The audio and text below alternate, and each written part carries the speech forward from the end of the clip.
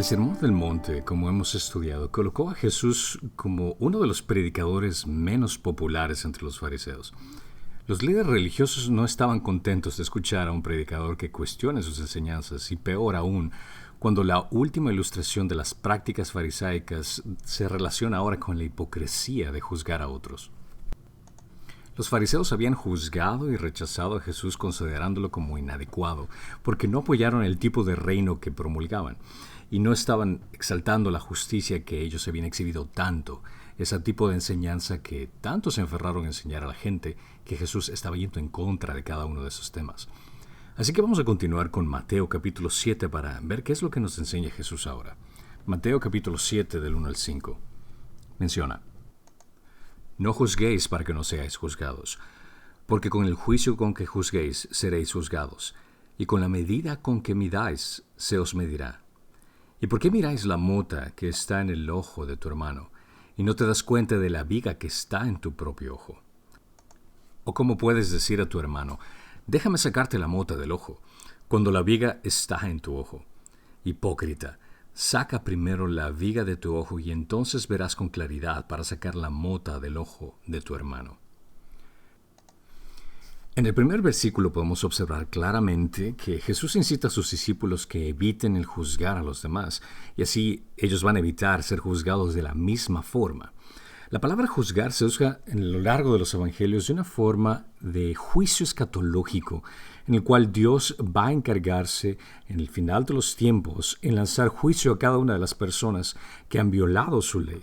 Esto se refiere a un juicio futuro cuando estemos en su presencia. El juzgar implica llegar a una conclusión rotunda que determina la condición de una persona, y en estos pasajes se basa en cierto sentido de no solo juzgar, sino también de la condición con la cual juzgamos, es decir, cuál es nuestra actitud para hacerlo. Ahora, pero ¿por qué eso nos hace tan fácil juzgar? Somos seres egocéntricos, esa es la verdad, que disfrutamos del halago y el prestigio, pero censuramos severamente a los demás para lucir mejores que otros. Eso es lo que nos hace sentir mejor. Esta mala costumbre de juzgar va acompañada de un extraño deleite, pues casi no hay persona que no le haga cosquillas el deseo de indagar de las faltas de los demás, de poder saber cuáles son las fallas que tienen otros, para poder sentirse mejor en sí mismos al saber que no cometen los mismos errores. Esto es un mal intolerante que aquellos que pasan por alto sus propios pecados o fallas sean tan despiadados para juzgar y condenar a otros por ser pecaminosos, pero no tienen la misma capacidad de analizarse de la misma forma como lo están haciendo con otras personas. Lamentablemente, en nuestra pecaminosidad pensamos que condenando a los demás nos da mayor libertad para poder pecar, ya sea en el mismo pecado o en otras áreas, al verse que su pecado personal no es tan malo al compararlo cuando exaltamos el pecado de otro. Medimos la severidad de nuestros pecados cuando enaltecemos los pecados del otro, pensando que no son tan graves cuando los comparamos y cuando los exponemos o proyectamos en el pecado de otro individuo. Este depravado afán de juzgar y condenar y calumniar es refrenado por Cristo cuando dice: no juzguéis. El juzgar implica una posición de autoridad y virtud que representa la ley apropiadamente. Si no estás a la altura de un juez que no solo usa la ley, sino que también tiene que cumplirla al mismo nivel, al mismo respeto, te aconsejaría que no te tomes atribuciones de una posición de la cual no puedes llenar los zapatos. Santiago utiliza una posición similar que el apóstol desalienta a la gente si no está dispuesta a desempeñarse honrosamente. En Santiago 3:1 menciona: Hermanos míos, no os hagáis maestros muchos de vosotros, sabiendo que recibiremos un juicio más severo. Ahora vale la pena aclarar que Santiago no está desalentando a los creyentes que desempeñen un oficio de maestros, sino que les prohíbe desear tal posición si es que no están dispuestos a desempeñarlo con una rectitud y honra que lo merece. Ahora considera de la misma forma el juzgar, condenar y censurar a otros. Te estás colocando en un lugar que solo Dios puede tomar. Tomamos su cetro en nuestras manos y presumimos ejercer una de sus únicas prerrogativas, cuando pensamos que nosotros tenemos mejor juicio y mejor información que el Dios omnisciente y omnipotente. Juzgar inapropiadamente, por lo tanto, significa aquí estar influenciado por la curiosidad de investigar las acciones de los demás de una forma morbosa. Este comportamiento enfermizo conlleva uno a arrastrar consigo continuamente la justicia de condenar a cualquiera a la ligera como si se tratara de un crimen muy atroz. Y el segundo es que atribuye la insolente presunción de mirar con menosprecio cada acción de las demás personas, denigrándolas incluso en sus virtudes.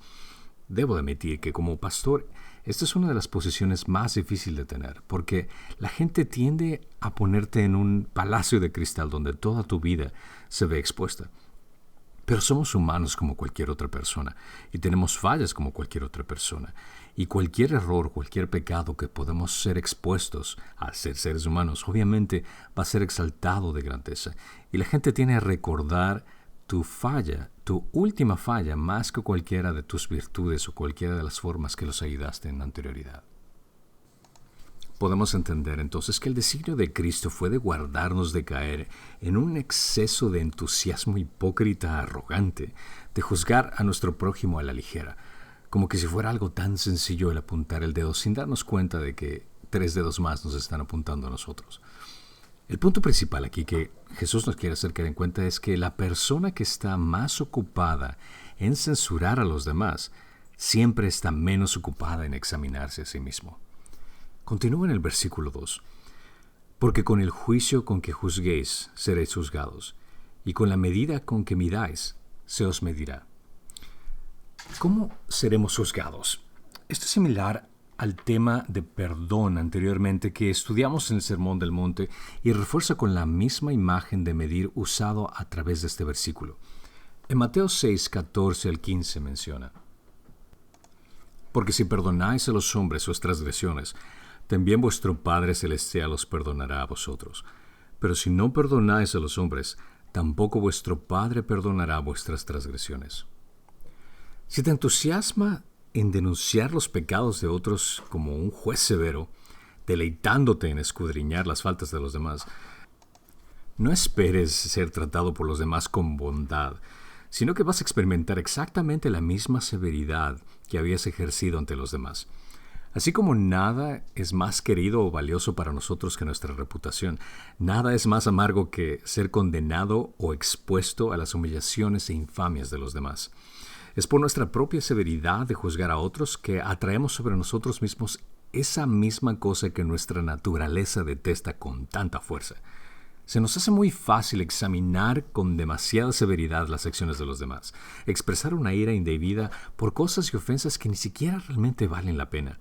Y censuramos lo que muchas veces nosotros mismos cometemos, esos mismos pecados que nosotros ocultamos en nuestras vidas cuando son expuestos en otros. Queremos provocar deliberadamente a Dios como el vengador de la justicia, pero no queremos que nos trate de la misma manera cuando nosotros somos también los que fallamos. Considera que no faltarán verdugos que te juzguen y castiguen con igual amargura y severidad las injusticias y pecados y fallas que tú también cometas.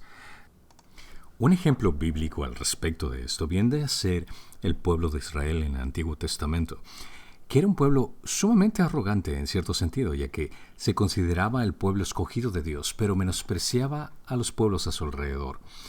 Pero ellos actuaban de la misma forma, idólatramente hablando, adorando a otros seres y a otros dioses que el mismo Dios verdadero les había prohibido hacer.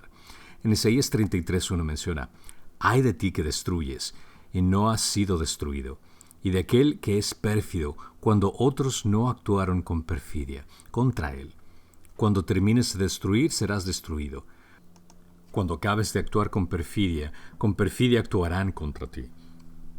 Esto quiere decir que Dios utilizó la misma forma de severidad que ellos utilizaban con otros, por esa actitud hipócrita y arrogante que tenían.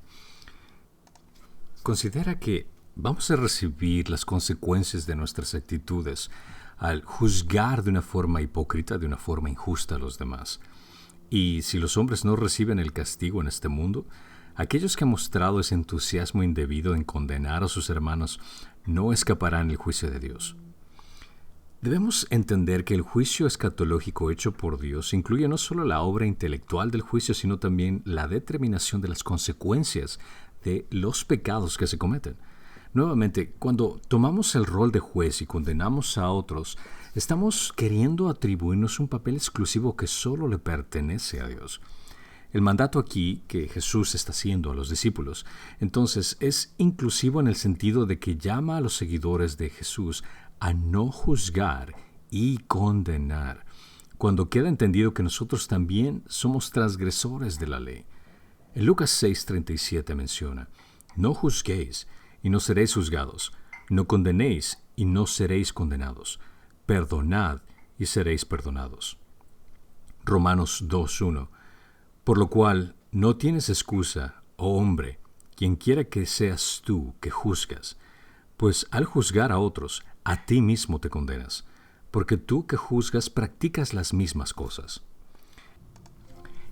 El que quiere juzgar por medio de la palabra y la ley del Señor y forma su juicio en búsqueda de la virtud, tiene que comenzar siempre en someterse a un autoexamen y de reservar de lanzar juicios cuando existe evidencia de que cometemos el mismo crimen. Marcos 4:24 menciona: también les decía, cuidado de lo que oís, con la medida con que midáis, se os medirá, y aún más se os dará. Lucas 6:38: dad y os será dado, medida buena, apretada, mecida y rebosante, vaciarán en vuestro regazo, porque con la medida con que midáis, se os volverá a medir. Nuevamente, el punto principal aquí no se trata acerca de juzgar a los demás deliberadamente con una actitud equivocada, porque la persona que está más ocupada en censurar a los demás siempre está menos ocupada en examinarse a sí mismo. En el versículo 3 dice: ¿y por qué miráis la mota que está en el ojo de tu hermano, y no te das cuenta de la viga que está en tu propio ojo? Jesús, siendo el predicador de excelencia, utiliza ilustraciones visuales para que la gente pueda entender más claramente qué es lo que quiere decir. Presenta un ejemplo hiperbólico y humorístico. Hiperbólico quiero decir que es una exageración que utiliza. Quiere hacer caer en cuenta a la audiencia de la gravedad de juzgar con un sarcasmo especial. Una astilla de madera en el ojo puede tal vez no permitir a una persona que pueda ver claramente, pero una tabla, una viga incrustada en el ojo ciertamente va a dejar ciego a una persona. Solo quien ve bien es competente para curar o ayudar la ceguera de otros. Por eso hay que arrancar cualquier impedimento que no nos permita ver con claridad las cosas que están ocurriendo a nuestro alrededor. Nuestro juicio tiende a ser hipócrita al apuntar fácilmente el error del pecado de los demás. Al referirse a la inclinación de ayudar a otros, reconoce sus fallas sin considerar primero las nuestras. Si bien los hipócritas son demasiado perspicaces para discernir las fallas de los demás, siendo severos e intencionalmente exagerados, echan sus propios pecados a sus espaldas o son tan ingeniosos para encontrar excusas por ellos mismos, minimizando sus vigas. Jesús reprende tanto la severidad excesiva de juzgar los pecados de otros como también la condescendencia con la cual defendemos y minimizamos nuestros propios pecados. No se trata únicamente de observar los pecados de los demás, sino de analizar cuáles son nuestros pecados antes de lanzar un juicio. En el versículo 4 continúa: ¿o cómo puedes decir a tu hermano, déjame sacarte la mota del ojo, cuando la viga está en tu ojo? Continúa este ejemplo humorístico en este versículo con la persona que tiene una viga de madera en el ojo afirmando que puede quitar la paja del ojo de la otra persona. Esta es una de las pocas referencias donde podemos caer en cuenta que Jesús tenía un sentido del humor, ya que no hay otro pasaje que mencione explícitamente que Jesús esté riendo, pero consideramos que Jesús era una persona sumamente agradable. Debemos de entender que incluso los niños se acercaban a él, y un niño por lo general no se acerca a una persona adulta que sea demasiado seria o que no tenga carisma. Entonces, esto nos da una idea que Jesús era realmente una persona que hacía bromas y por su sarcasmo incluso dentro de sus predicaciones, era una persona que podrías conectarte fácilmente. Esto tiene la intención de dibujar la ilustración humorística en la mente del lector. Esta ilustración y el punto, por supuesto, es que una persona así tiene una discapacidad visual y no puede hacer el trabajo de quitar una mota del ojo de la otra persona cuando tiene una tremenda deficiencia en su ojo que no le permite ver con claridad. De la misma forma que no quisieras que un ciego te llevara a caminar por una carretera, tampoco quisieras que un oftalmólogo ciego te operara los ojos, ¿verdad? Esta es la idea que quiere darnos a entender aquí. No esperarías que una persona que no puede ver bien sus propios pecados, que no puede reconocer sus propias fallas, tenga la capacidad de poder juzgar a otra persona de una forma tan hipócrita. Pero, ¿por qué se nos hace más fácil juzgar que autoanalizarse? Es tristemente que se nos facilita el llorar contra 1000 pecados ajenos que matar el uno propio. En la mayoría de los casos tendemos a observar fácilmente los pecados de las otras personas porque, en cierto sentido, estamos familiarizados con aquellos pecados. El juzgar es una revelación involuntaria de nuestra alma, en cierto sentido. Nos apresuramos a condenar el placer codicioso de las demás personas porque reconocemos fácilmente los efectos de la codicia en nuestras vidas. Los ambiciosos acusan a los demás de la ambición que tienen porque sabemos qué significa ser ambicioso. A los mentirosos les encanta desenmascarar a mentirosos porque conocen muy bien las artimañas que se emplea para mentir o engañar a alguien más. De alguna manera, las personas que juzgan imaginan que disminuirán su culpa al juzgar a los pecados de los demás cuando son proyectados en otra persona. Tendemos a ser justicieros severos de nuestros propios crímenes, pero cuando están siendo exhibidos en personas ajenas. Tristemente, también es nuestra inseguridad la que motiva a denigrar a los demás. No las respetamos ni las tratamos con misericordia, pero en cambio las envidiamos, las odiamos y nos quejamos y criticamos por cualquier cosa. Tristemente yo tengo el caso de un familiar que tiene estas características, que es muy fácil para esta persona el poder denigrar a los demás, el poder hablar mal de los demás, el referirse de una forma despectiva de otros y ni siquiera piensa lo que dice antes de decirlo. Pero cuando se hace un autoanálisis o cuando hacemos una evaluación de la vida de esta persona, te das cuenta que realmente no ha tenido muchos logros positivos en su vida, ya que no ha sido un buen esposo, un buen padre. Y para esta persona es mucho más fácil el denigrar a los demás, es decir, el apagar la vela de otras personas para que su vela pueda resultar mucho más brillante que los demás. Pero es la inseguridad lo que motiva a muchas personas el hacer esto. En tercero, aunque no podemos leer los corazones, tendemos a proceder con una tendencia insidiosa, basada en información limitada para juzgar a los demás. Saltamos a menudo a las peores conclusiones posibles. Y en pocas palabras, extraemos una opinión sobre la intención del corazón de una persona cuando a menudo ni siquiera aclaramos con ese individuo qué es lo que está pasando. Y luego actuamos de acuerdo con esa opinión, como que si nuestras suposiciones fueran infalibles. Un perfecto ejemplo que recuerdo de esto fue en la iglesia en la cual servía, que un grupo de personas acusaron al pastor principal de malversar fondos de la iglesia. Y recuerdo en una conversación con cada una de estas personas que si yo hice una pregunta directa a cada uno de ellos al decirles, ¿hablaste con el pastor directamente acerca de este tipo de preguntas o cuestionamientos de finanzas que tienes? Y la respuesta que me dijo, no. ¿Hablaste tal vez, le hice otra pregunta, con la persona que maneja las finanzas? Su respuesta fue nuevamente no. Le pregunté por tercera vez, ¿te acercaste a hablar conmigo para tratar de informarte con respecto a qué es lo que realmente están pasando antes de saltar a conclusiones? Y tristemente, se negó nuevamente. Y comenzaron a crear una serie de mentiras y a difamar al carácter del pastor con ideas completamente equivocadas, con tendencias completamente erróneas, atribuyendo ciertas declaraciones que nunca fueron ciertas. Y esto es algo que también es fácil de hacer, que juzgar a otras personas de una forma insidiosa para dañar a la gente. Conectado con este pésimo actitud de juzgar, también se encuentra el juicio pecaminoso de asumir lo peor de la gente. También esto está mal porque no tenemos un conocimiento completo de lo que está ocurriendo. Nuestro conocimiento es limitado, ya que no tenemos todos los hechos y tendemos a ser parciales de acuerdo a nuestro criterio sin averiguar todo lo que está ocurriendo. Siempre es más fácil ver las cosas desde nuestra perspectiva y matizar las cosas a nuestro favor en la mayoría de los casos. Y cuando juzgamos a los demás, tenemos una tremenda capacidad para el engaño y la mayoría de las veces formulamos hechos completamente erróneos. ¿Cuántas veces alguien te ha descartado por completo solo por descubrir finalmente que todas las conclusiones que sacaron sobre ti eran inexactas, que eran equivocadas.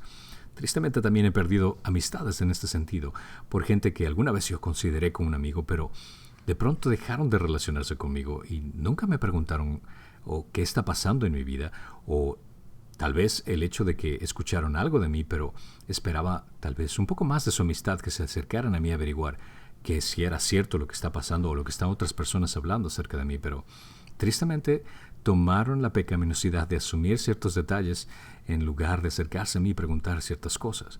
Y en cierto sentido me ayudó para darme cuenta quiénes son los que realmente son esos amigos sinceros. Pero el asumir definitivamente cuando se trata de irse a lo peor, nunca te va a llevar a una buena conclusión. Por alguna razón es más fácil sacar conclusiones negativas acerca de las personas que asumir lo mejor de ellas. Cuando hacemos esto, les atribuimos malas intenciones y malos propósitos que pueden no ser ciertos en la mayoría de los casos.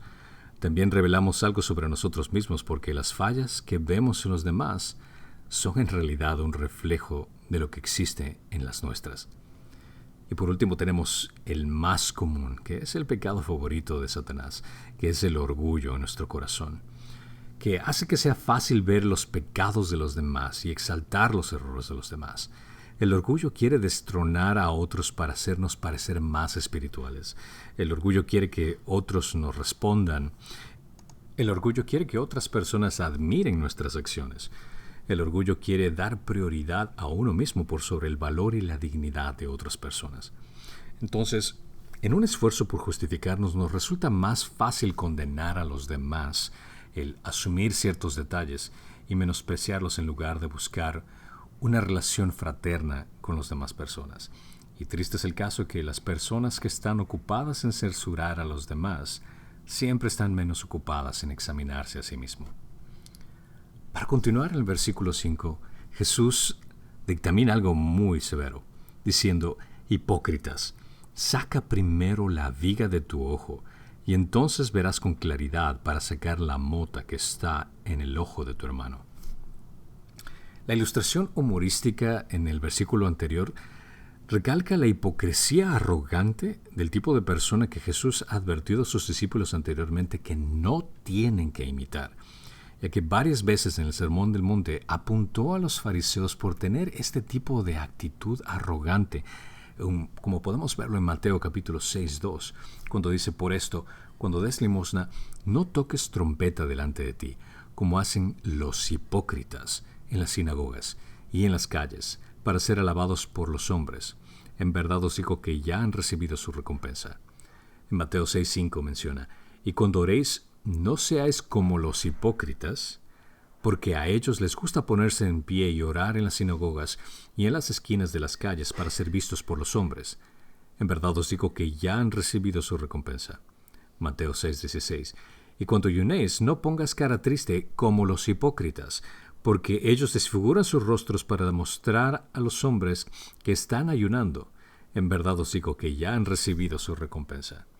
Jesús les dice a los discípulos por medio de estas ilustraciones y acciones que primero trabajen en su propia renovación y santidad antes de querer ayudar a otros.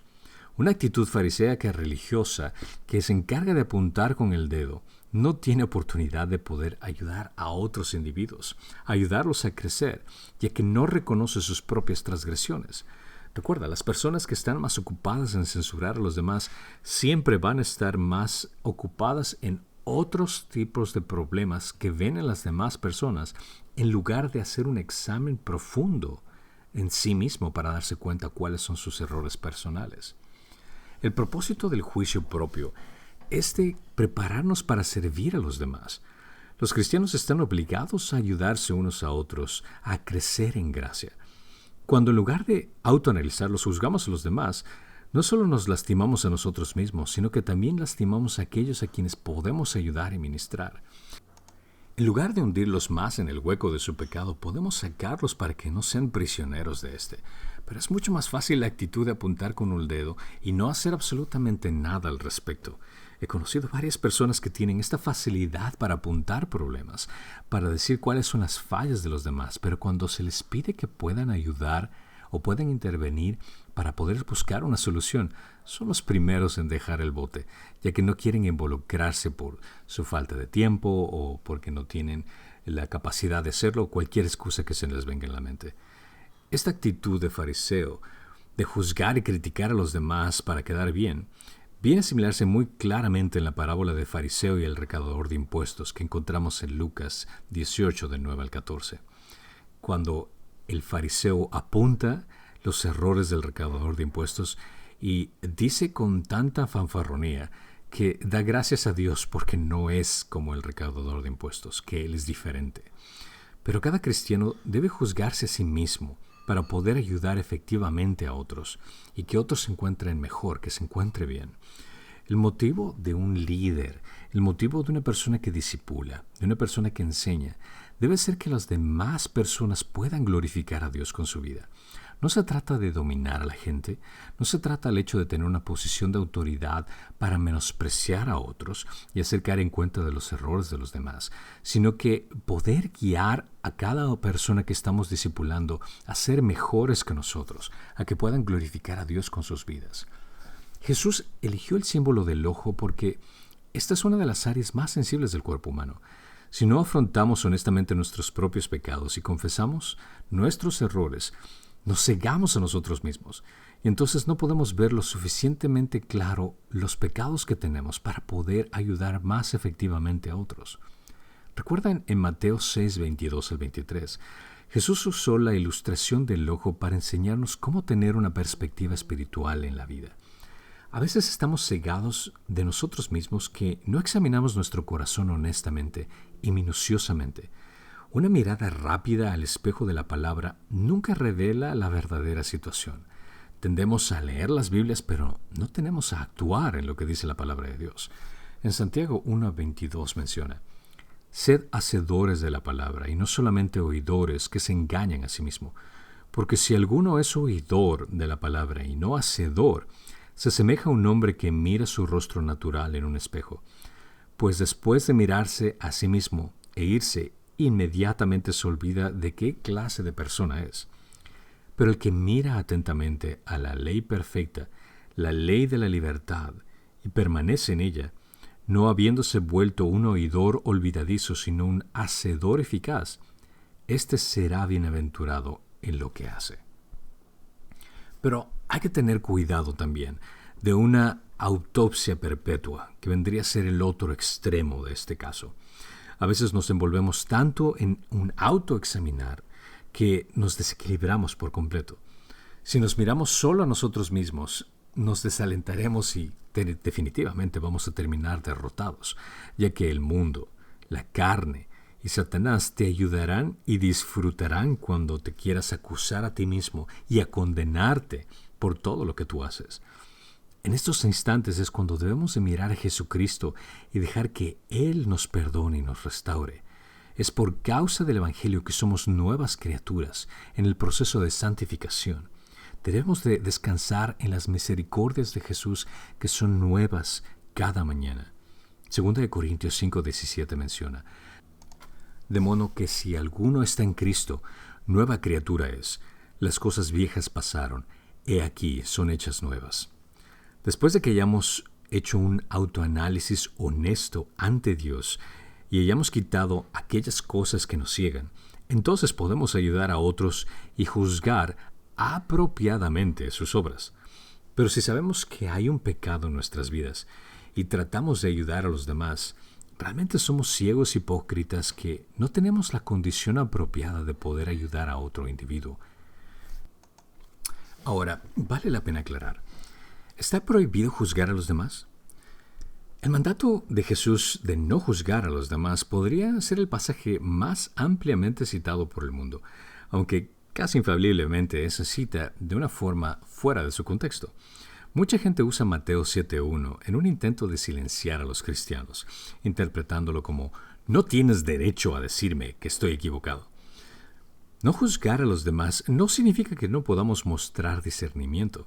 Considera que necesitamos juicio y discernimiento en todo lo que hacemos y sobre todo con quiénes son las personas que tratamos. Sería un poco contradictorio Cuando leemos las Escrituras, si pensamos que dice Jesús a nosotros que no tenemos que juzgar, cuando en el versículo siguiente, en Mateo 7:6, menciona: no deis lo santo a los perros, ni echéis vuestras perlas delante de los cerdos, no sea que las huellen con sus patas, y volviéndose os despedacen. Ahora, esto necesita juicio, necesita discernimiento para saber quiénes son los perros y quiénes son los cerdos. En Mateo 7:15 menciona: cuidaos de los falsos profetas que vienen a vosotros con vestidos de ovejas, pero por dentro son lobos rapaces. Por sus frutos los reconoceréis. ¿Acaso se recogen uvas de los espinos o higos de los abrojos? Solo considéralo.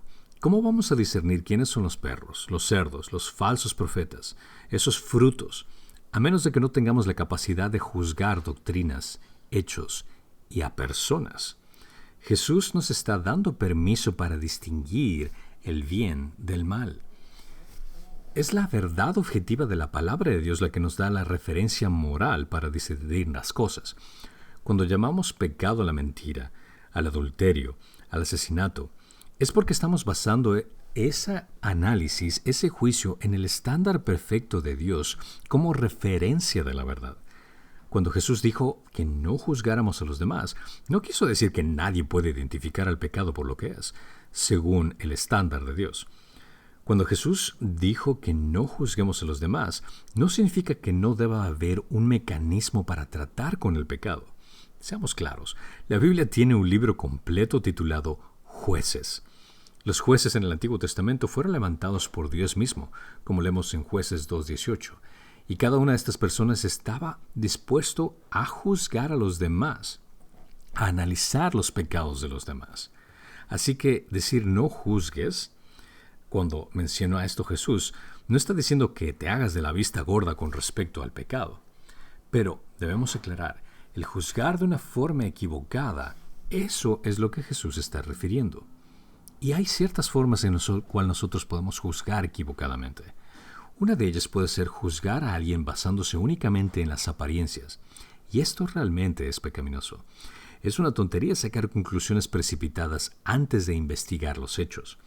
En Juan 7:24 menciona: no juzguéis por apariencia, sino juzgad con juicio justo. No lances acusaciones basadas en lo que tú piensas que está ocurriendo.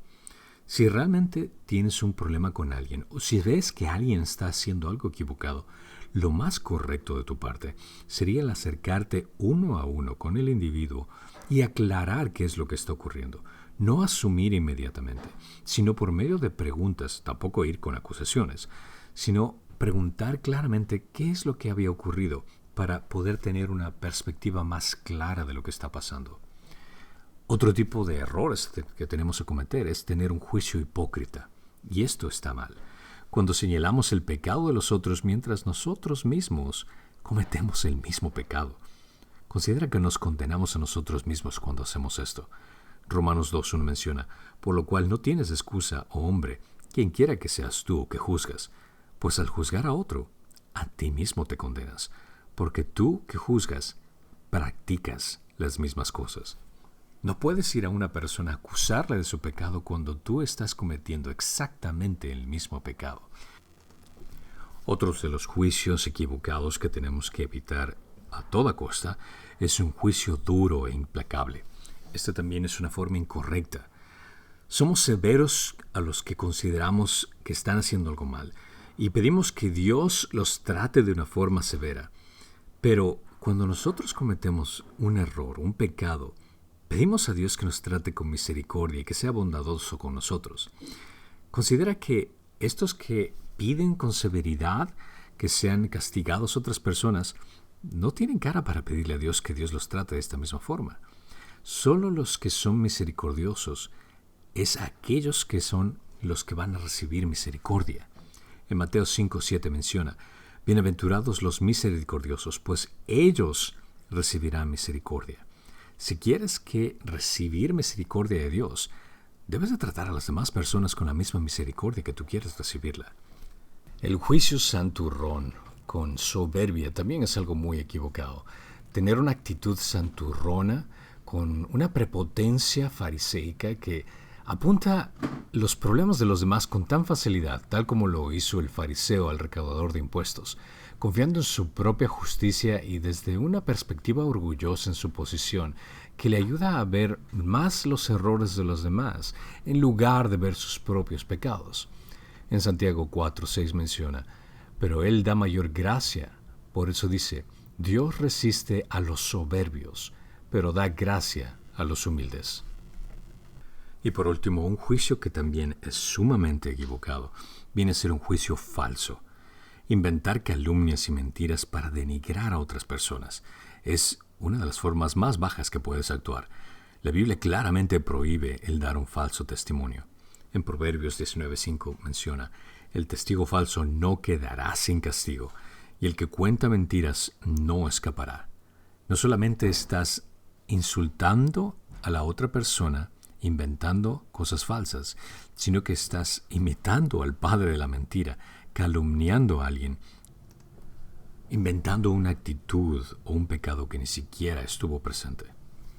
Como cristianos, seremos acusados de juzgar o de ser intolerantes cuando hablamos en contra del pecado. Pero oponerse al pecado no está mal, siempre y cuando lo hagamos con dignidad y amor, no en hipocresía. Sostener en alto el estándar de la justicia de Dios naturalmente va a causar que aquellos que eligen el pecado sobre la piedad tengan a enojarse contigo. Jesús advierte a sus seguidores que no juzguen a los demás de manera injusta, juzgando con apariencias, hipócritamente, implacablemente, con soberbia o falsamente. Debemos confrontar y predicar con todo el consejo de Dios, exponiendo las enseñanzas de la Biblia sobre el pecado con gentileza, con amor, a todos que son nuestros hermanos y hermanas en Cristo, que están de alguna forma desarraigados de esta relación con Cristo.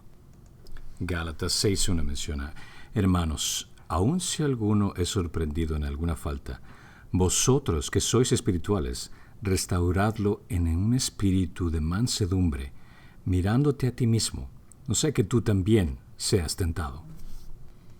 Considerando el hecho que vivimos en comunidad, entre hermanos y hermanas de Cristo, debemos de ayudarnos mutuamente, sobre todo cuando entendemos que hay algún hermano o hermana que está fallando en su pecado. Estamos llamados a confrontar el pecado en el contexto de la disciplina de la Iglesia.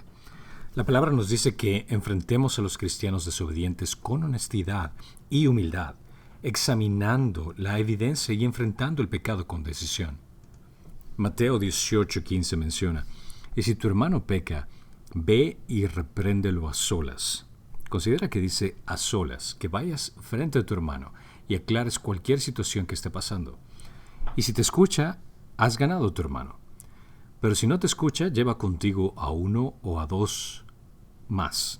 Esto quiere decir que tienes que, una vez que has intentado hacerlo uno a uno y no has escuchado, llevar a alguien más dentro del cuerpo de Cristo para ayudarles a entender lo que está pasando, para que toda palabra sea confirmada por boca de 2 o 3 testigos. Versículo 17. Y si rehúsa escucharlos, dilo a la iglesia.